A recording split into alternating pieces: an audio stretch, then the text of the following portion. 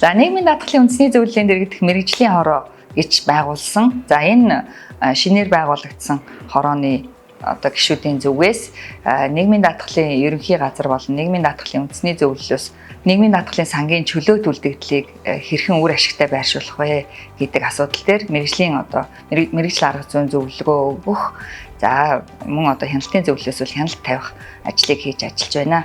За тэгээ нийгмийн даатгалын сангийн чөлөөт үлдэгдэл болох мөнгөн хөрөнгийг за нийгмийн даатгалын ерөнхий хуульд заасан зөвшөөрсөн хөрөнгө оруулалтуудад байршуулах энэ ажлыг үндсэндээ хийж байна.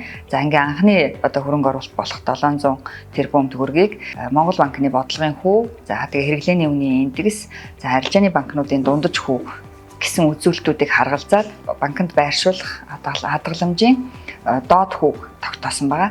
Нийгмийн даатгалын байгууллагын зүгээс арилжааны банкудад хамтран ажиллах санал хөрвүүлээд, за арилжааны банкудаас хадгалах боломжтой мөнгөн дүн, за мөн тухайн хадгаламжинд өгөх боломжтой хүүгийн талаар саналыг аваад, за уг саналыг бид авч хэлэлцээд, за тэгээд бидний тогтоосон доод хүүгээс дээгүүр санал өгсөн. За тэгээд системдээ харьцангуй эрсдэл багатай ажиллаж байгаа. За ийм банкуудыг сонгоод тухайн хөрөнгийг байршуулах зүйтэй юм а гэсэн зөвлөмжийг өгсөн байгаа. Энэ зөвлөмжийн дагуу бол нийгмийн даатгалын үндэсний зөвлөлөөс холбогдох шийдвэрийг гаргаж ажиллаж байгаа.